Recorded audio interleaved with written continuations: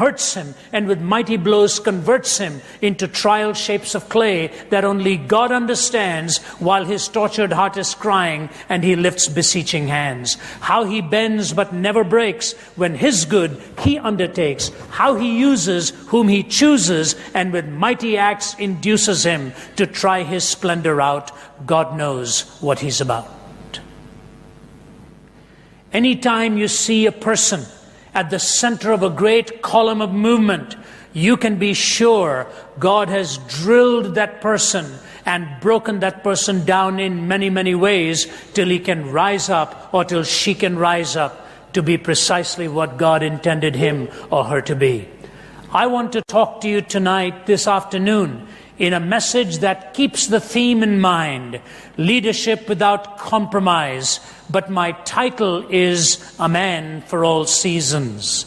Now, it is only gender specific in the sense that I am talking about a particular man in the Bible, but it is not gender specific in terms of its implications. I hope you understand that. And taking off from the title of the book by the famed writer Robert Bolt on A Man for All Seasons, writing about Sir Thomas More and the man who was able to live through a variety of seasons in life. So I'm going to take you through the seasons of this man and see the sterling character of which he is made. The first is this: it is the grounding of his belief in his season of temptation. It is the grounding of his belief in the season of temptation. Which of us has not been tempted? Has any one of us been above that? The Bible says all that is in the world, the lust of the flesh, the lust of the eyes, and pride of life, you are stalked by it. I am stalked by it. I have to say this to you as candidly as I can. After 33 years of crisscrossing the globe, I am not just surprised at all that I see outside of me. I am still surprised at some of the things I see inside of me. That being a preacher and being a proclaimer of truth doesn't free you from the vicissitudes of your own flesh and your own passions and the seductions that are around us, presented by the enemy of our souls. And so when the Bible talks about all that is in the world, the lust of the flesh, the lust of the eyes, and the pride of life, lust, greed, and pride, here is Joseph facing that as a young man. The Bible tells us he was a good-looking young man. The Bible tells us he has attained great positions of power. Do you know one of the most shocking things in life is this, that you are tempted greatest generally when you are most successful? When you have so many things going for you, that's why I don't think it is accidental that we see so many ministers fall, that we see so many big businessmen and women stumble, that we see so many political leaders fall along the wayside. When you've got power, when you've got money, when you've got access to recognition, you have the capacity to buy some pleasures as well because of where you are positioned. And here is Joseph in a foreign land, ascending to this position of great recognition. And Potiphar's wife sets her eyes on him. And he's a desirable young man. He lived in a kind of culture where this kind of thing happened all the time. And I am impressed, profoundly impressed by Joseph's response. He doesn't say, I am not tempted. Do you know what he says? Your husband, my master, has trusted me with everything. How can I do this and sin against God? You notice what he's saying? He's not saying, how can I sin against my master who's trusted me? He says, I want you to know two things. First, your husband has trusted me with everything. How can I do this and sin against God? He knew that even if perchance she could have said, it'll be all right with my husband, he would have said, but there's still God. You show me a man like that, or a woman like that, I will trust them with everything that is near and dear to me. Somebody who has that higher standard by which to live, who says, I cannot dishonor this body of mine and this soul of mine because I'm accountable to this God of mine whom I worship. And so that moment comes where she lays a hold of him and he sheds his garment and goes, ends up in prison with false accusation. And you see this noble character continuing to shine through. Ladies and gentlemen, I believe Joseph has been the inspiration for so many people in so many ways on this very matter. Now as we look around our world, sensuality is justified in every direction. The movies justify it. Our moral laws tend to justify it. Society has dropped its standards on every side. You will always find somebody who is willing to compromise you and compromise themselves. Look at the series of isms that brought us to this point. First, we went through rationalism, that humanity was nothing more than a rational entity. It was the famed philosopher René Descartes who said, I think, therefore I am. And Descartes formulated the model of rationalistic thought. He wanted everything to be with such indubitable certainty. It was his doubting of reality that made him believe in his own existence. And so he led into a philosophy that said, the only things you can truly be certain about are those which are rationally demonstrable, rationally inescapable, and rationally so certain that there is not even the fraction of doubt available to you. What happened on the heels of rationalism? Revelation was marginalized. God's revealed word was no longer in the category or that it was originally placed in, because the rationalist came along and said, how can you have indubitable certainty that this thing actually descended from heaven or was God-given? On the heels of rationalism came empiricism. Empiricism, where only the scientific methodology was going to be used repeatedly by testing and testing and testing.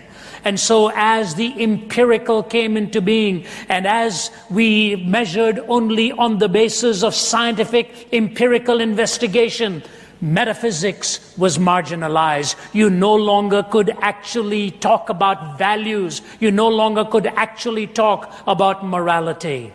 Then came the modern mind and modernity. When modernity came into being, it was all technology, all machines, all the kind of world that we were seeing in the middle of the last century. And when technology had done its thing, when modernity had done its thing, spirituality was lost. Revelation lost, morality lost, spirituality lost, and then came postmodernism with its deconstruction, and meaning was lost. And so today, if you were to indulge in that which is essentially wrong, there is no moral basis to make any judgment anymore. Sexuality is a meaningless thing. Just use it for your own fulfillment. You know, that's what the world says to us. But Joseph had one answer to all of this. And the question was this: does God exist, and has God spoken? Does God exist, and has God spoken? May I suggest to you, as businessmen and women, and as men and women in ministry, that is the most difficult question you will ever ask yourself. Does he exist? Has he spoken? Is this his word? Is he specific enough in telling us what he wants of us? You know, he tells us of the damnable effects of sin, how it disfigures, how it distorts, how it destroys. Disfigurement, distortion, and destruction. I remember Billy Graham telling this story once, and I have to admit I was rather startled by it. Billy is a very shy man. Those of you who know him or have met him or chatted with him, and some of you have. I know Peter has, Richard here, others of you have met him, chatted with him. a very shy man, very self-effacing man. And he was being interviewed by Larry King on CNN. And Billy was very fidgety through that interview. I'm sorry, not Larry King. It was David Frost over the BBC. And David Frost knows Billy Graham. And at one point he leaned forward and he said, "Billy, have you ever lusted? Have you ever lusted after the flesh?" And you could visibly see Billy Graham was embarrassed by even the line of questioning. But he was up to the mark.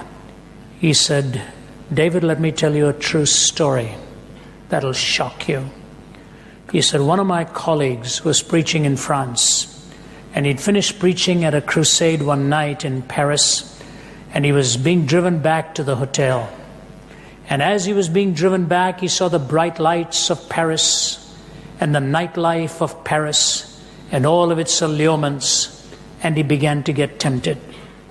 He got back to his room and he thought of it, what he'd seen. And he said, David, he phoned me the next day. He said, Billy, I want to tell you something I'm embarrassed about, but I want you to be the first one to hear it. He said, when I was being driven back to my room, I saw all this, the offerings of the night. And Billy, I was tempted.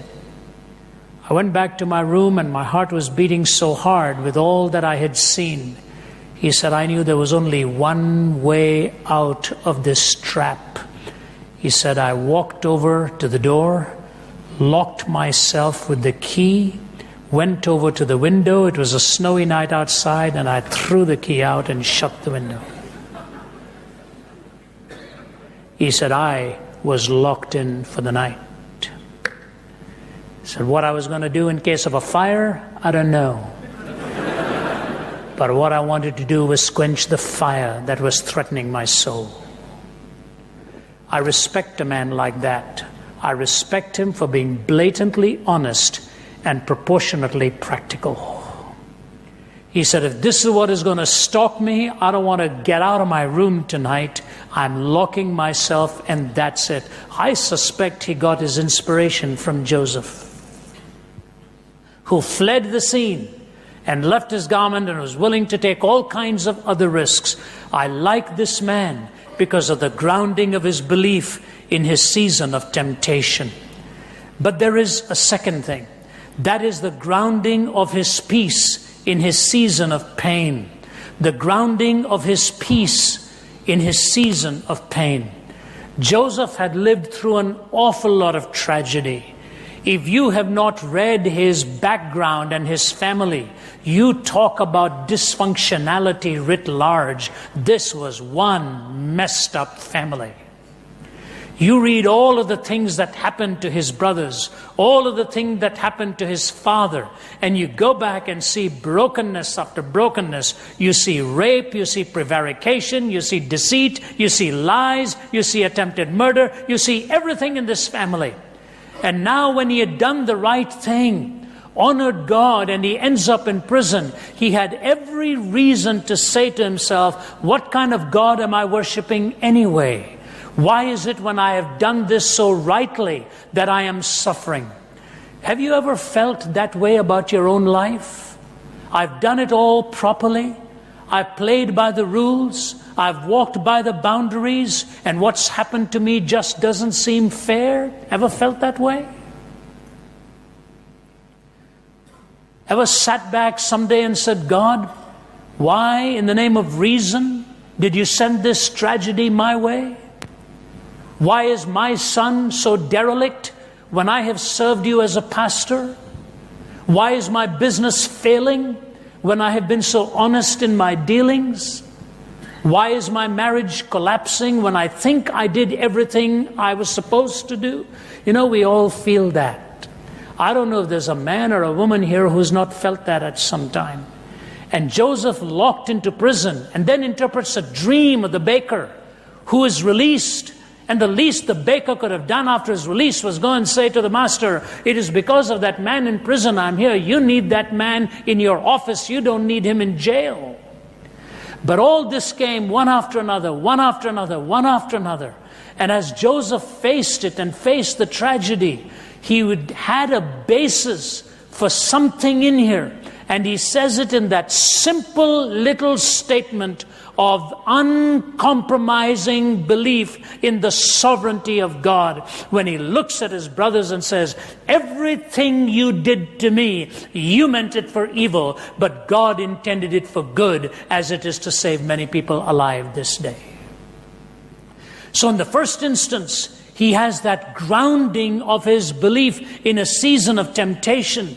In the second instance, he has the grounding of his peace in the season of trial. He leaned completely on the sovereign will of God and said, none of this would have happened unless God had allowed it to happen. Some years ago, I was speaking at Moody Bible Institute's pastors' conference. And before I spoke, they had a young man who came and gave his testimony. If I remember right, his name is Charles Cooper. Charles is an African-American man, professor of preaching. And he didn't stand up for his testimony. He just sat on a stool, leg propped up on one of the bars of the stool there. And he spoke to the large audience packed in that auditorium full of pastors and their families and wives and so on. He said, I want to tell you my story. He said, I was very, very successful in my ministry. I was content. A lot of great students were being turned out in my class. And he said, I was sort of the eligible young bachelor. Everywhere I went, everybody was trying to fix me up with somebody they knew. He said, I kept putting it off till I met the girl of my dreams and fell in love with her and was married. He said, I'd been waiting so long to find a lovely young gal like this, and I found her, loved her, and we were married. He said 4 months after we were married, she'd gone on a business trip, and she was coming back to Chicago's O'Hare Airport. And so my mother-in-law said, Charles, let's go and pick her up. I'd love to go with you. So we went. He said, we go to O'Hare, and I'm standing at the gate there, waiting for my wife to come. As her plane pulls up to the jetway, he says, I see all kinds of harried activity, police cars, ambulances, sirens, flashing lights coming to that jetway. I could see through the window. And as the plane came and banked there, people ran up the back stairway. And he said, I kept watching that, but then some people started to disembark, so I took my attention away, except to notice that a stretcher with a sheet covered and obviously a body under it was being taken down the back steps into a waiting ambulance. But I turned away, said, somebody must have died on this. So he turns to the front, and all of a sudden his mother-in-law clutches his arm and says, Charles, that's her purse dangling from the stretcher. And so he looks carefully, and sure enough, it's his wife's purse. To make a long story short, he is paged, and he and his mother-in-law are taken into a room and said, a few minutes before the plane started to descend, his wife in her 20s had a massive heart attack and died on board before the plane could even touch down. He said, ladies and gentlemen, I'm a 26-year-old widower.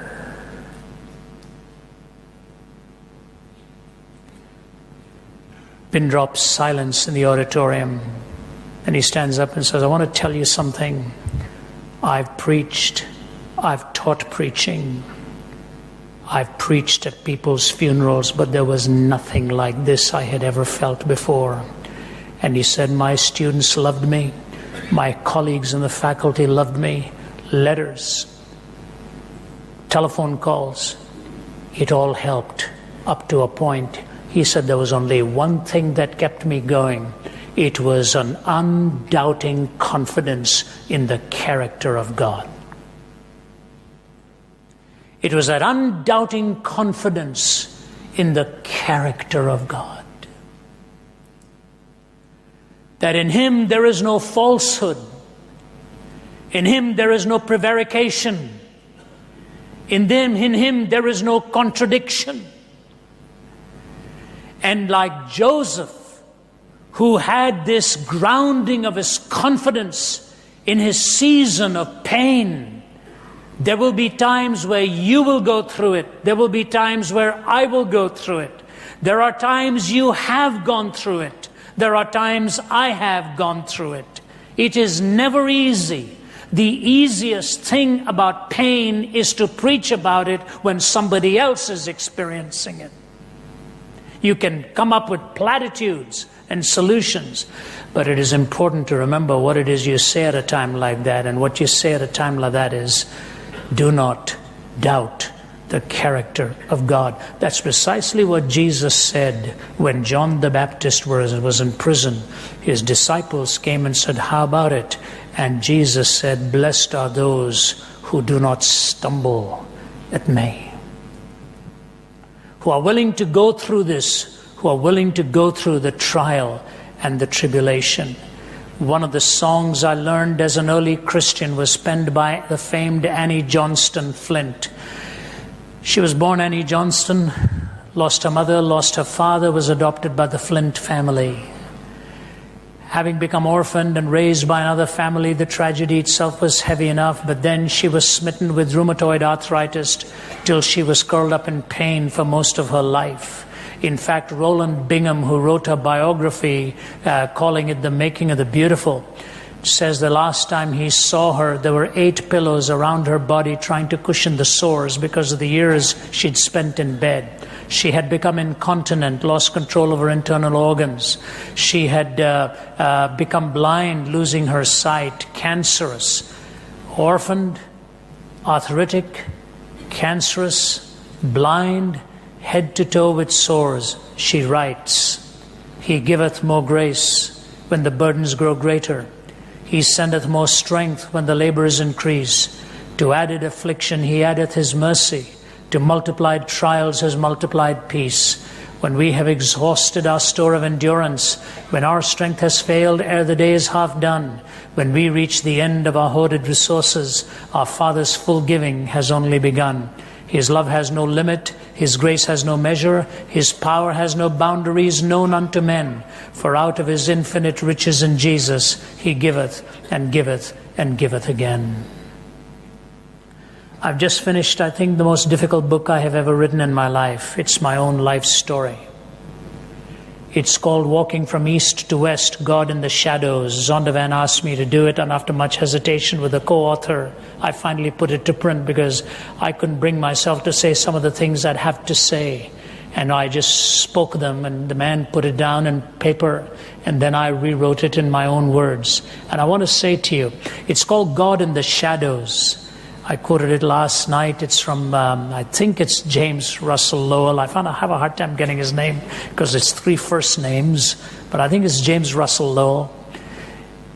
Truth forever on the scaffold, wrong forever on the throne, but the scaffold sways the future, and behind the dim unknown standeth God within the shadows, keeping watch above His own.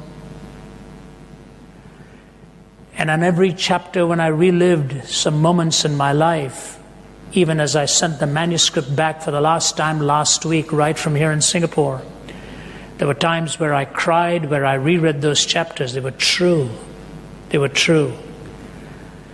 And one of them was not exactly a sad moment in that deep sense, but it was a disappointing moment. I was not doing very well in life. I was a failure. My dad told me that. He said, you're going to be a miserable, colossal failure. And you're going to embarrass the family. I tried everything, never succeeded at anything, except cricket and tennis. I did well in that. Studies, no. It was hopeless.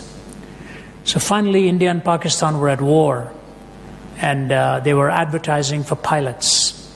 I said, okay, I'm going to try that. Applied. They called about 200 to 300 young men to try out. They were only going to select a half a dozen, I think. I placed 3rd. In the exam, in the physical endurance, everything, I came 3rd. So I phoned home and said, I'm going to make it. I've made the cut. Only thing left is a formality, an interview. So it's so ready. He calls me in and he starts interviewing me. And as he is interviewing me, he pauses. He's a heavy-set man. He said, son, I'm going to turn you down. I'm going to fail you. I said, pardon me? He said, I'm going to fail you psychologically. I said, why? He said, this job is about killing, and psychologically you are not equipped to kill.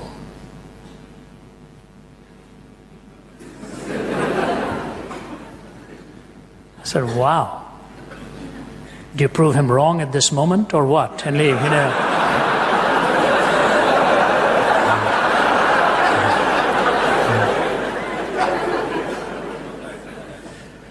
I got out of there, packed up my trunk, got into the train, and I arrived home to a welcoming party on the platform. You talk about embarrassment.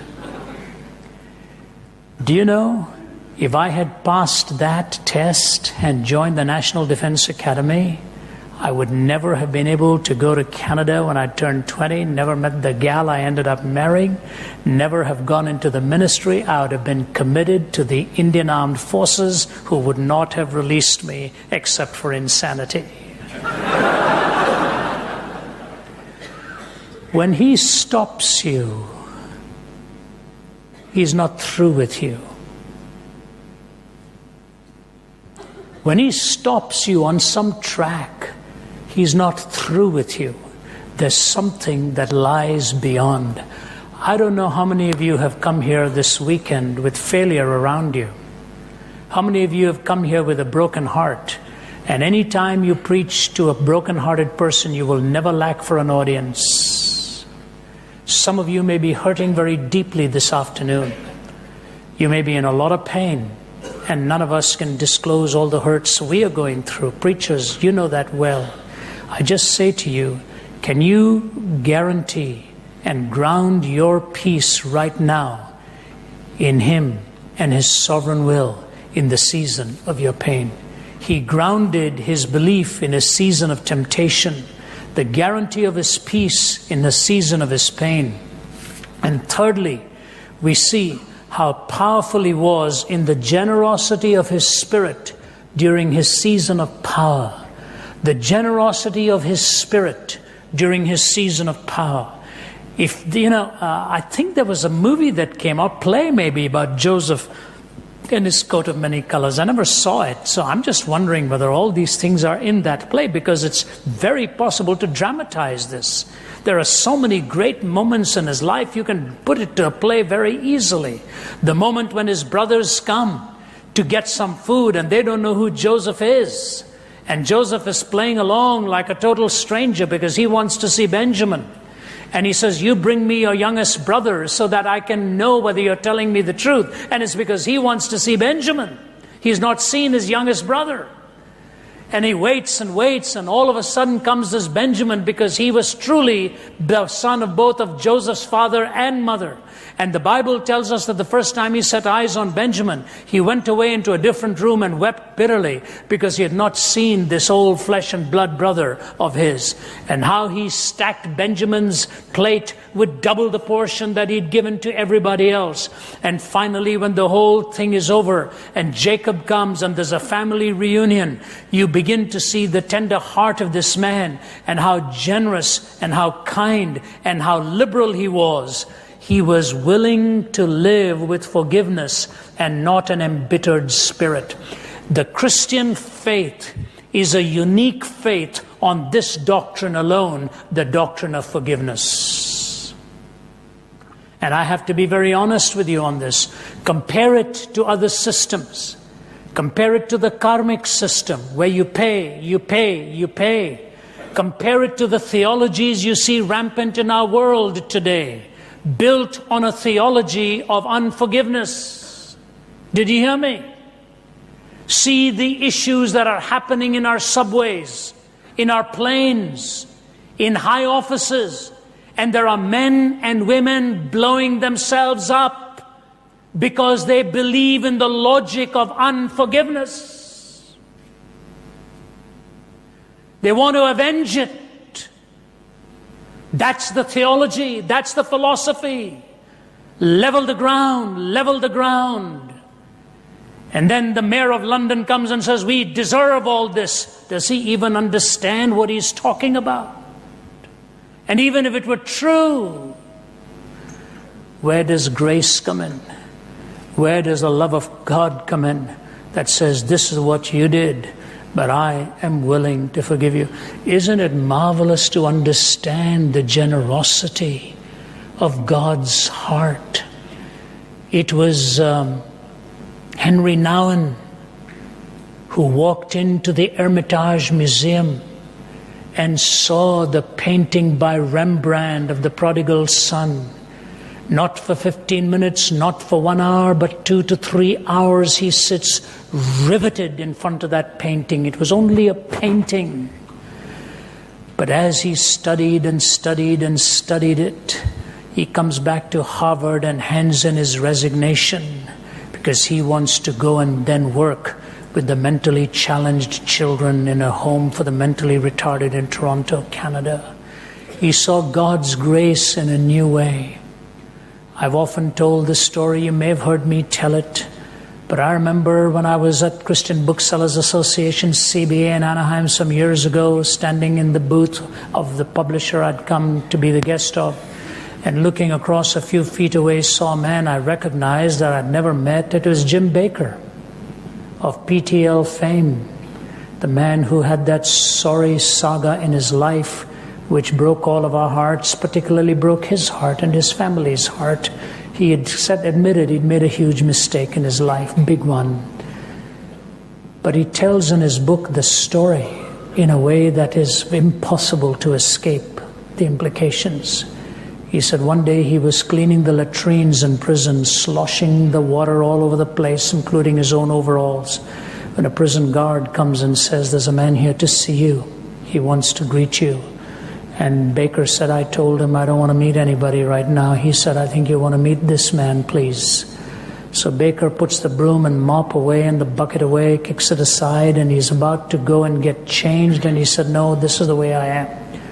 So he walks over to the waiting room, drying his hands on his own overalls, all dirty from the bathroom water.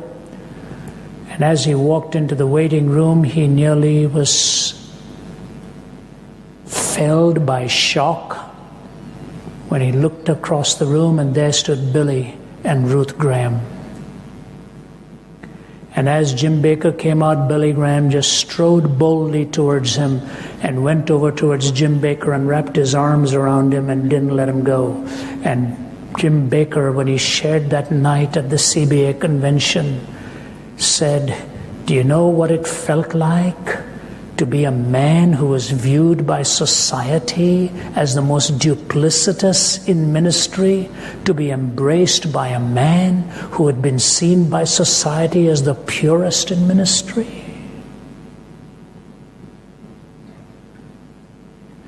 If an ordinary human being can bring you that kind of joy in forgiving you, what joy must it be to your heart and mine to receive the forgiveness of God?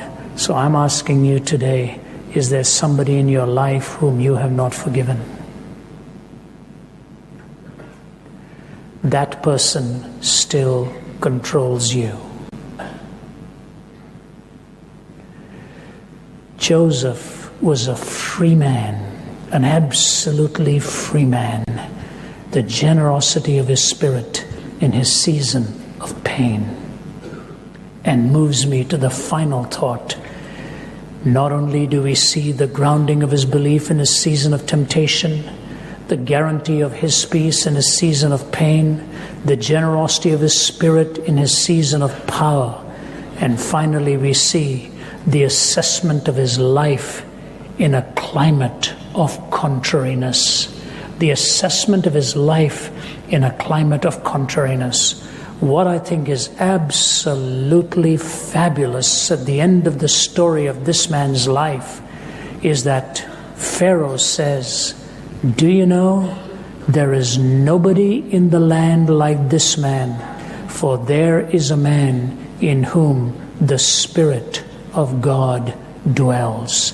There's nobody in the land like this man, for there is a man in whom the Spirit of God dwells. You see, even a pagan person can recognize a Spirit-filled man. And I see this kind of representation in Joseph, and I say, Lord, can you make me a man like that?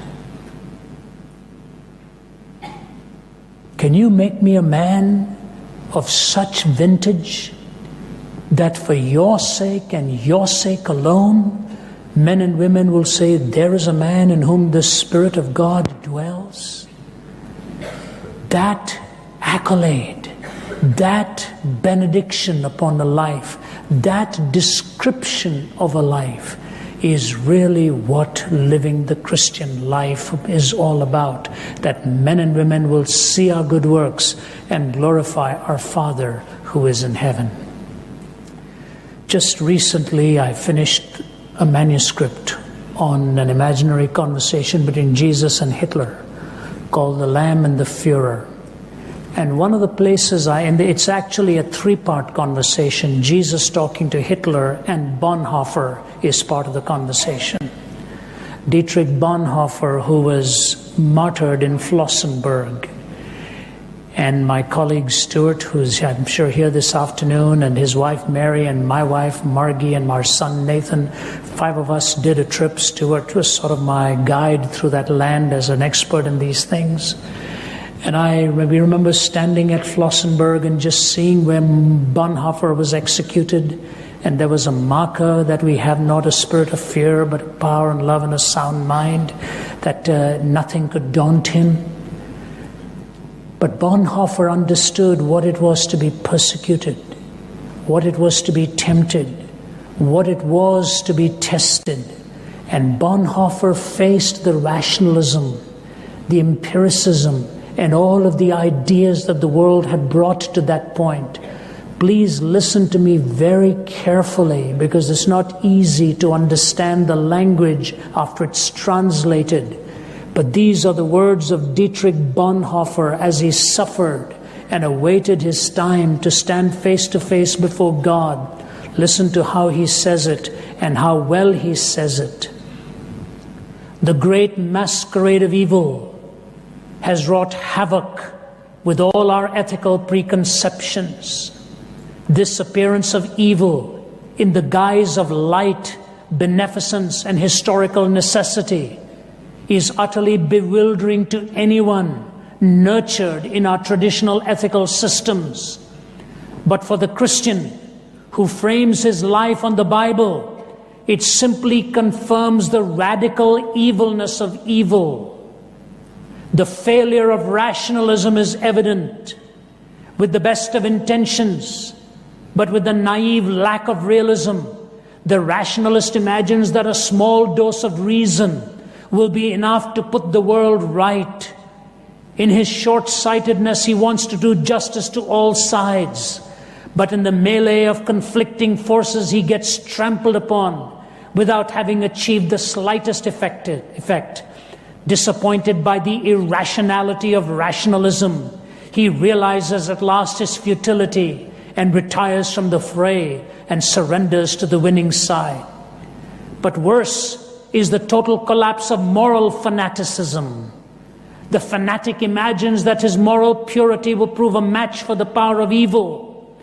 But like a bull, he goes for the red tag instead of the man who carries it, and grows weary and succumbs. He becomes entangled suddenly with non-essentials and falls into the trap set by superior ingenuity of his adversary. Then there is the man with a conscience. He fights single-handed against overwhelming odds in situations which demand a decision. But there are so many conflicts going on, all of which demand at least one vital choice, with no advice or support save that of his own conscience, and he is torn to pieces in the end. He goes on and on and on with all the alternatives, and then he ends with this paragraph. Who stands his ground? Who stands his ground? Only the man whose ultimate criterion is not in his reason alone, or his principles, or his conscience, or his freedom, or his virtue, but he who is ready to sacrifice all these things when he is called to obedient and responsible action and faith an exclusive allegiance to God. The responsible man seeks to make his whole life a response to the question and the call of God. To make your whole life a response to the question and the call of God. I was ministering to some Iranian Christians recently, and they were telling me about Mehdi Dibaj. Dibaj, who was murdered by the Secret Service of Iran, stabbed mercilessly many times and dumped into a dirty grave and made to look like it was an accident by somebody else. They killed another man of God. I met Dibaj's son, who was preparing for ministry, and they gave me the pamphlet that Mehdi Dibaj wrote. His beautiful face, simple countenance, love of Christ, and he paid with his life. And Mehdi Dibaj made the comment, at the end of it all, there's only one question. Are you totally committed to the call and claim of God on your life? When you've answered that, the rest is all secondary. And so as I close with the words of Amy Carmichael, from love that asks that I may be, from sheltered from winds that beat on thee, from failing when I should aspire, from faltering when I should climb higher, from silk and self, O Captain free, thy servant who would follow thee, from subtle love of softening things, like easy choices, weakenings, not thus are spirits fortified, not this way went to the crucifixion.